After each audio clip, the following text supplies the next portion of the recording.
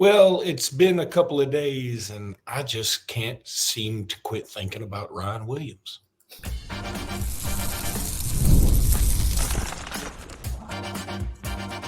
You are Locked On Bama, your daily podcast on the Alabama Crimson Tide, part of the Locked On Podcast Network, your team every day.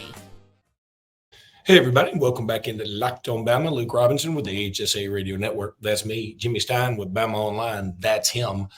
And this episode is brought to you by FanDuel. And thank you, everydayers, for joining us every day. And thank you, newbies. We appreciate you all. Jimmy, yeah, as I mentioned, we got a lot to talk about still and unravel with this Georgia game. I want to talk a little bit about the offensive line and what you saw there. I want to talk about Jalen Milroe and his efficiency because that was one of the drawbacks to him at the beginning of the year. And boy, he was incredible this past weekend. But I think we lead off with Ryan Williams some more. I mean, I can't quit watching that play. I can't quit watching it. It is every time you watch it, you see something different. And look, I know I said the other day, like which catch was better. The second catch was better. The game winner was better. And not because it was a game winner necessarily, but because all he had to do. It's just amazing that this kid is doing this. And look, I hate to beat a dead horse. He's only 17.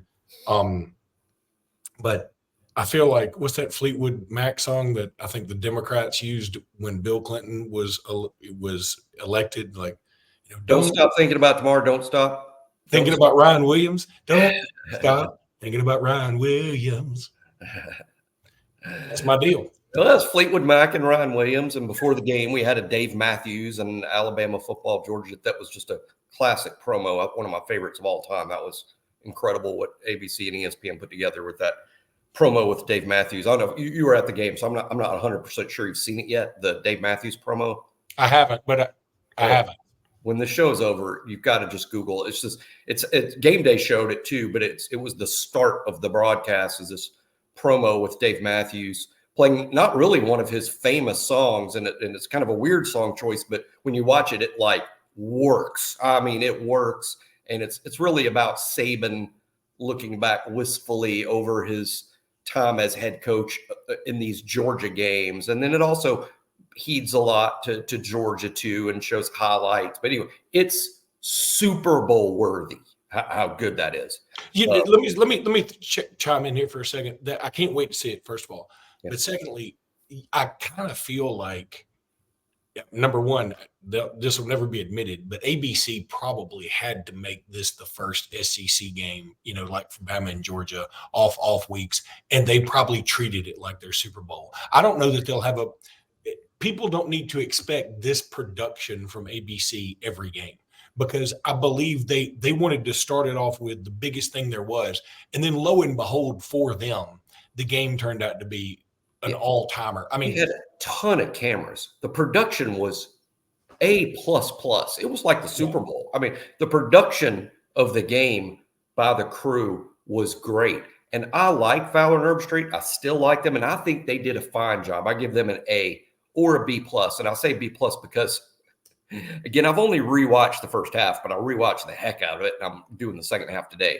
But they got names wrong. One time, Fowler called number 11 for Georgia, Jahad Campbell. And again, I think when that happens often, it's probably the spotter is having an off night. The spotter sees something. It is. Trust me. Spotter sees something, points to a name on the board. And if he points to the wrong name, at home, we're blaming it on the broadcaster. It is a lot to see. But they got names wrong. And that's not something I've never really noticed them doing before. But overall, I think Fowler and Herbstreit do a great job. And in this particular game, I think they lifted the broadcast. Again, it felt like a Super Bowl, which is so fun because not every fan of college football teams get to experience that. But, this week, for example, ABC's got Tennessee and Arkansas, which isn't an awful game. But I can tell you there's going to be a significant drop-off. And not just because the emotion isn't there, the atmosphere won't be the same and all that, but I just think the production's not going to be the same. And that's like but I think ABC was really smart to have this one first because it is people now. ABC SEC nights are just must watch. They were anyway, but like this game for ABC to kick off their first SEC season is, I mean, is solid gold for them. Speaking of Arkansas, Tennessee, I don't want to get off on a rabbit hole here, but one thing that's really interesting about that game, this is how it ties into Alabama, not just that Tennessee's the next huge game for Alabama, but Tennessee's going to beat Arkansas, and they may beat the crap out of them. They're much better than Arkansas. But Talon Green is going to make plays against anyone. Mm-hmm. He'll make plays against Tennessee, even their elite defense. He'll make plays. And this is how that ties into Alabama. Talon Green is the proof of how really difficult it is to defend quarterbacks who are a major run threat like Milroe. Difference is Talon doesn't throw it anywhere as close to as good as Jalen does. So he's more limited as a passer, but he is still very tough to defend. I think the whole time you're watching Talon Green, you're like, boy, imagine if he could throw it. He would be, well, I'll tell you who he'd be. He'd be Jalen Milroe. Yeah. Well, and those Milroe haters, and they're very, of course, you can't find them this week. You can't. No, you can't find them. They'll be back, but you can't find them this week. But Talon Green is what they think Milroe is. I mean, that's what y'all are talking about. But this is two different planets of players. That's why Jalen might be a first-round pick, and Talon Green, if he gets drafted, maybe drafted, play another spot. But man, I'm interested in Arkansas, Tennessee, though, as a compliment to Talon. Well, we're going to get to the SEC talk in the third segment. Yeah, sure. I want to keep on Ryan Williams here for just a minute. Oh, yeah, of course. It is a Ryan Williams podcast. What the heck am I doing? Is there anything else we can say fun about Ryan Williams right now? I mean, I hate to be so giddy about this, but I also feel a sense of pride in myself and in you in this podcast because we've been trying to tell y'all. And again, I'm going to say it for the 1,000th time. Ryan Williams isn't the fastest player on Alabama's team. He's certainly not the biggest, certainly not the strongest. He's probably doesn't even, I would bet, have the most football wherewithal. But his combination of all of those things, plus a little sprinkle of fairy dust that we don't know where it comes from. I guess it came from Jordan-Hare Stadium. Maybe we took a little scoop of soil from Jordan-Hare Stadium with all those crushed UFOs and leprechaun bones and unicorn dust, and we just sprinkled it on Ryan Williams a while back. The kid is just magical. And his afterwards where he's like, yeah, man, we were playing NCAA, 25 or whatever, and Zabian Brown got a pick to seal it. I was like, you're going to do that tonight. And lo and behold, the man does it. He's insane. It's as if Devonta Smith and David Palmer were put in a room with some Barry White music and some bourbon and came out with a kid, and that kid is Ryan Williams. That visual. I know we go further every time, and I don't know how much further we can go than that. But before we get an email from corporate. Yeah. But it also said that here's the other thing. How cool is the number 2 in Alabama right now? I mean, Ryan Williams, David Palmer, Derrick Henry. I know Derrick Henry started out with a different number, but then he switched to number 2 and he wins the Heisman with it. I mean, who else was 2? Underrated. Pat Surtain? Pat Surtain was number 2. Underrated number 2, Deshae Townsend. We don't talk about him. Deshae Townsend. Deshae was he was a All-American cornerback punt returner that had this 15-year career in the NFL as a cornerback. But Deshae comes to mind for me as a number 2. Was Caleb Downs too last year? I mean, I sort of 2 last year. Yeah. Wow. Well, it's always a double number now. Everybody wants to be number 2, so it's like a double number. And Zabian Brown's too. I mean, let's give him a shout out. I thought Ryan Williams was going to be number 1.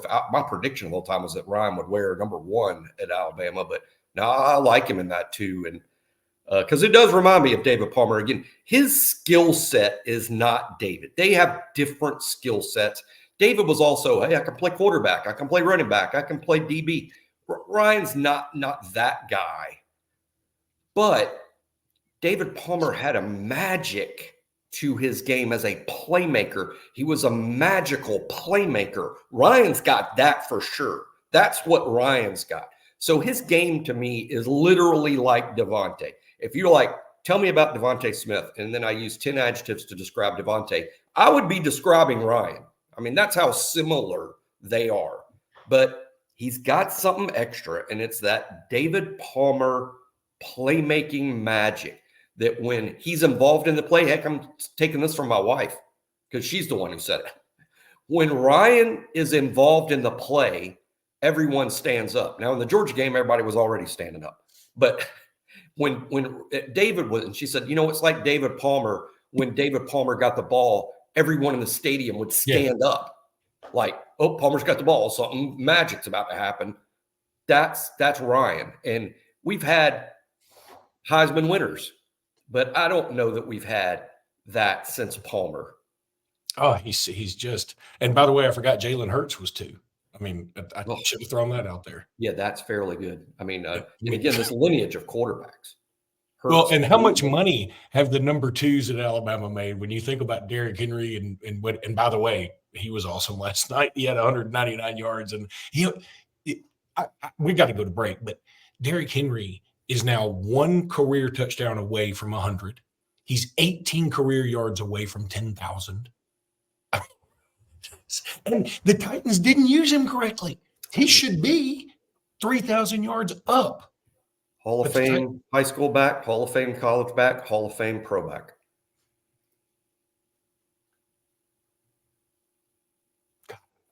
I really kind of love getting off track. We're talking about all this stuff. I do. But at some point, we got to talk about FanDuel because FanDuel's the best too. And, if you like doing things like taking some Derrick Henry props, you can do that on FanDuel. Because NFL fans, you can start the season with a big return on FanDuel, America's #1 sports book. So when you get a hunch in the middle of the game and you can check out the latest stats, view live play-by-play, and so much more on the same page where you place your bets. You'll get started with $200 in bonus bets. That's guaranteed when you place your first $5 bet. That's only at FanDuel, which of course is America's #1 sports book. I want to talk some more about the Georgia game here and get into a few things. I wanted to show a few pictures to folks, and this was kind of funny to me, a personal note. So, I told you guys I got some pictures with, here is Duke Johnson and Jaden Harmon. And that's right before I told Jaden Harmon to flip back, and he said, yes, sir. And I said, well, can I call Andrew Bone? And he looked at me like, please stop talking to me. So I did. Here's me and Reese Davis. By the way, I find it incredibly odd that Reese Davis and I have the same length of legs, and yet I am 6 inches taller than him. That's my ill-proportioned body. This is Cliff Omoruyi, and he is definitely 6'10". Here's me and Mark Sears. Love me some Mark Sears. And there's Marcel Darius. And Darius, he said, hey, you're as big as I am. I was like, God, I hope not. And then here's me and Drewski. I had no idea who Drewski was. Yeah, I only saw him on game. You're going to have to explain Drewski to me like I'm 5. I can't. I sent all these pictures to my children thinking they're going to be like, oh, Marcel Darius, oh, Reese Davis, oh, Mark Sears. They said, you got a picture with Drewski? And I said, who's Drewski? Is he on Bluey or something? He is a social media influencer, dude. Oh, like Roll Tide Willie? He's a memer. I don't know. Okay. And I don't mean that as an insult. Drewski. No, I mean, I don't know. I'm out of it. I mean, we're not cool. No, I think cool young people and cool people know this guy. We're not cool. No, we're far from that. Yeah. I'll tell you who is cool. Jalen Milroe. Jalen Milroe went. Jimmy he knows who Drewski is. He does know who Drewski is. Because the game was so late and I didn't get home till late and I stayed up late and we podcasted, and then yesterday I was worthless. I watched the game again, but sort of half-heartedly while I was napping, and I just didn't absorb all the stats like I should. I knew Milroe was good in this game. I know he probably vaulted to the top of the Heisman charts for most people. I didn't know he was 27 of 33. That's pretty good. That's Yeah, ridiculous. that's good against Western Kentucky or South Florida. I mean, it's good. It's just good football against any level of competition. You throw in that it's Georgia. I mean, that's why Rex Ryan, who I know is not the former NFL head football coach, Rex Ryan exclaimed on ESPN, in the morning, like, why are people talking about him as the number one pick? And I'm not saying he should be the number one pick. I'm not saying he should be in the discussion. I'm just saying Jalen Milroe has developed into one heck of a quarterback. And it's all happened in front of our eyes. And as usual, we do this with all positions. I was in a conversation this morning on the BOL board about Elijah Pritchett, who so many people made up their minds about him last year. He was a redshirt freshman playing in his first SEC games. Okay? I mean, all of these young players, with the exception of the freaks, and we know Ryan's a freak, Xavier Brown's a freak. All of these, they are exceptions to the rule. The rule is, as a young player, you're going to struggle in this league. That's the rule. And I don't know why we're ever surprised. It's the rule. So Milroe has developed in front of our eyes. But, hey, he is an elite college football quarterback, period. And he's just gotten so much better. And boy, does this, I mean, another thing that it does is just ascends Kalen DeBoer's quarterback whispering status to elite levels. I mean, it already was, but now it's like confirmed because we all saw Jalen Milroe's faults. I mean, you and I were bought in on Jalen Milroe, post South Florida debacle, right? And so, but I think people could still nitpick him, they're not even nitpick, like actual pick. And he had problems, but he seems to have gotten so much better. And that's so good for DeBoer. It's so good for Jalen. It's so good for the receivers. Jimmy, you've been watching one wet towel on something you said. Let me throw a wet towel. This is a weird, because it's just so weird. I got to bring it up. And I hate to be negative in any way. And I don't mean it to be negative. I just mean it to be an oddity. So DeBoer helps Michael Penix become Michael Penix and give DeBoer and Ryan Grubb a ton of credit for making Penix the number 8 pick in the draft. Incredible. And now he's made Milroe a Heisman finalist type and potentially a number 1 pick or somebody that's going to go somewhere around where Penix went. You know what he did in between? No one talks about this. In between, there was a quarterback that he picked to be his starter between Penix and Milroe. Will Rogers, the Mississippi State quarterback. That's who DeBoer picked to replace Penix this year. But he didn't get to coach him. He never got to coach him. But it's such a strange choice to me. And it just goes to show how DeBoer isn't just a one type of quarterback guy. It's not like DeBoer's like, hey, I need an athlete. Because Will Rogers is the most unathletic, but a drop back passer game manager. And it shows how DeBoer's like, hey, give me a 5th-year senior game manager guy. I can win, But it's just such a choice, right? I mean, Penix to Will Rogers to – It is weird. And all 3 of them are uniquely different. Yeah, they're not the same at all. None of them are. But it's just like, wow, that's who you picked. Yeah. Will Rogers. Okay.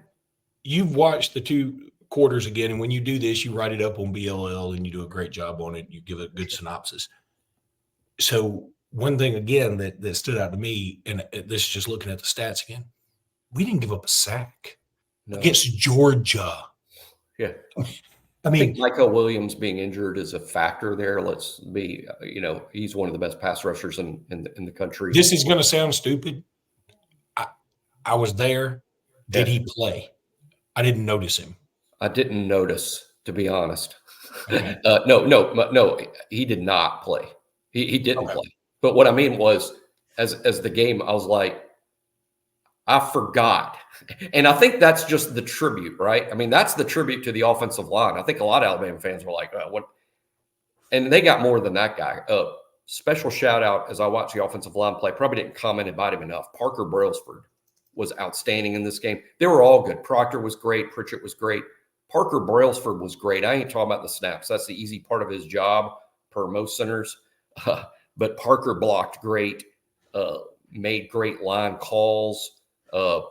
Alabama's just got an All-American center. I don't know that he's going to be an All-American, because Alabama's going to have so many off this team that someone's going to get left out because people that vote on such stuff say, I can't put in a 7th Alabama guy. I mean, that's what's going to happen to him, but he's a redshirt sophomore. He'll have his award days ahead of him.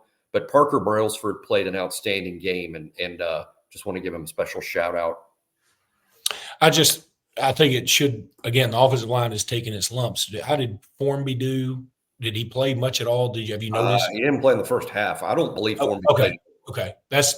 And the reason I say this, again, I don't want people to think, what the hell am I listening to this podcast for? You, I don't know your butt from deep center field.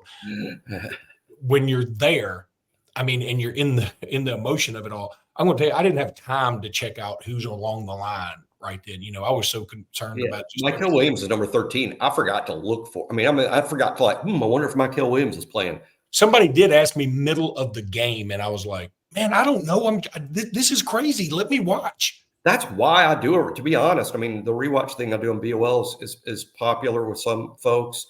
One of the reasons I do that for folks, and I'm also doing it for me. I mean, I want to rewatch that detailed so I fully understand what happens, because I watch it live and I've got takes like everyone else. I mean, I got, hey, this is how I feel after watching it live. But until I rewatch it, I probably can't give you the details you guys want. Because live, when you're watching the ball, like everybody else, you watch the ball, and then when you're watching the rewatch, you can watch away from the ball too. So, it is hard to miss those details. But the offensive line, outstanding, and they've given up fewer sacks. I think I'm butchering the number. I think through this many games last year, Luke, they've given up 22 sacks, and this year they've given up 6.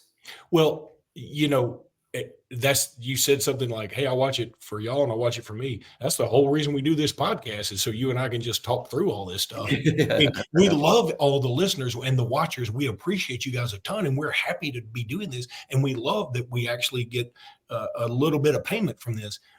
At the same time, we were doing this when nobody was listening. Yeah. So, this is kind of what we do. And we hope that's what you guys do with your friends. And it just gives you something to listen to in the car or whatever. So, Jimmy, I'm going to tell everybody about Game Time now. Again, of all the sponsors we have, and I love them all, Game Time is the one that I don't ever look at the library. They might make me eventually, but I don't, because I believe in it so much. I believe in all the sponsors. I don't want to say one's better than another, but Game Time is the one I probably use the most. I've used it for everything: Major League Baseball and college football and NFL and World Series. I use it for Concerts, yeah, all that stuff. And it's awesome. And so go to Game Time, download the app, use code LOCKEDONCollege for $20 off your first purchase. You can see where you're going to be sitting and the view from where you're sitting. I used it for the Wisconsin game. I know some of our listeners and watchers used it for the Wisconsin game. And if you used it for the Georgia game, you got the best deals available. I mean, there's just no doubt about it. I know it was expensive, but it was going to be more expensive everywhere else. Game Time, you got $20 off right off the top if it was your first time. So go to Game Time, download that app. You will love it. Use code LOCKEDONCollege for $20 off that first purchase at Game Time.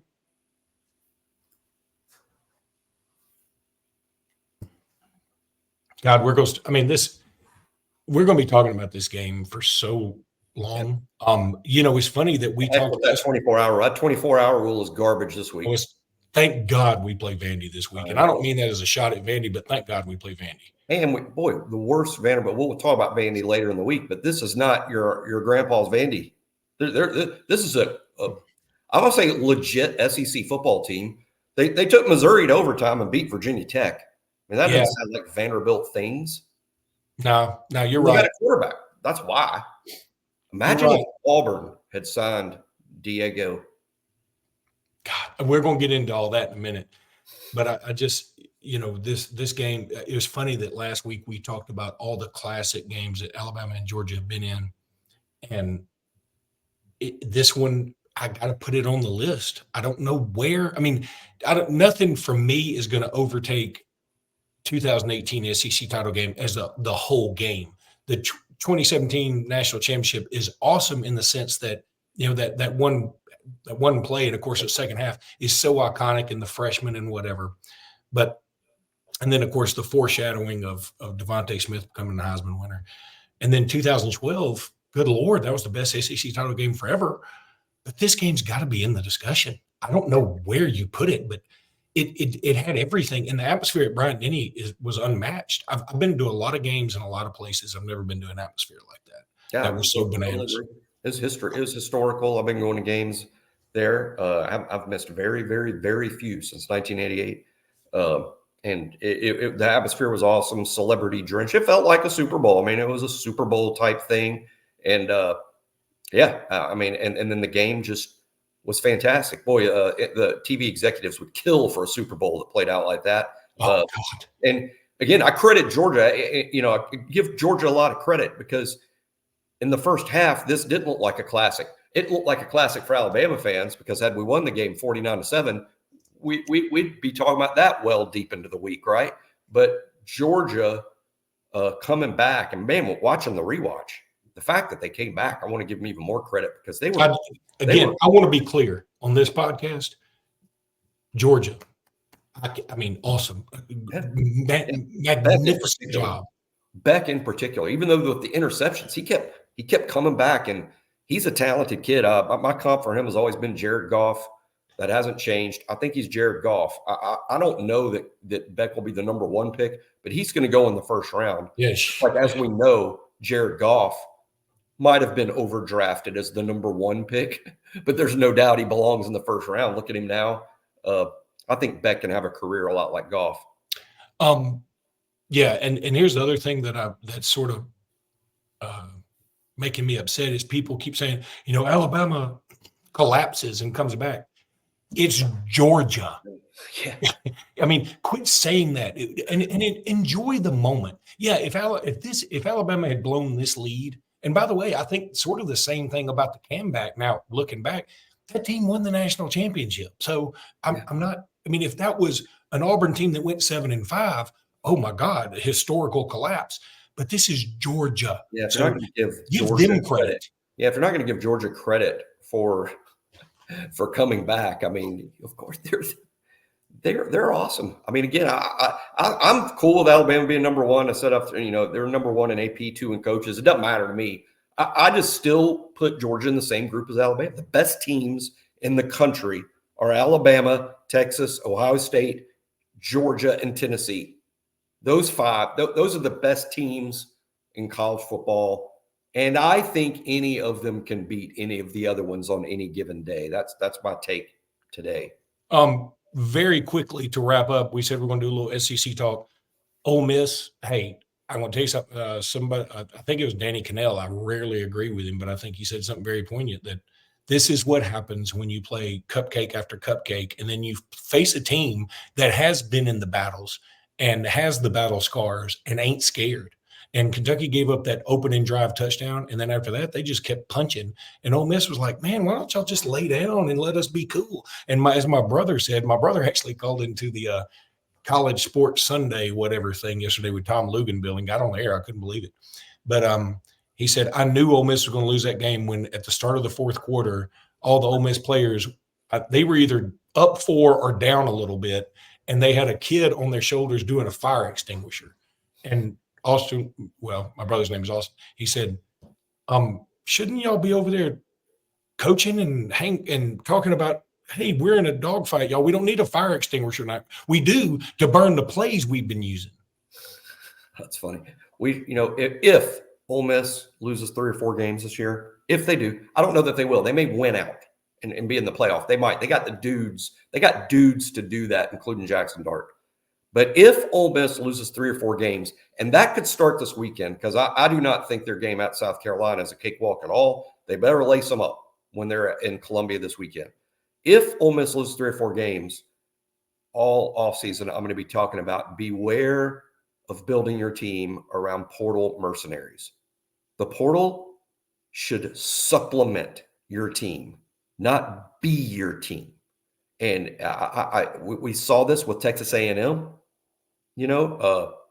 Miami's built their team this way, and they've nearly lost to a team that they should out-talent by 6 touchdowns. Again, if Ole Miss loses 3 or 4 games, I'll just be even more convinced that using the portal as a primary means to build your roster, regardless of your salary cap or lack thereof, it's just not the way to build a winner.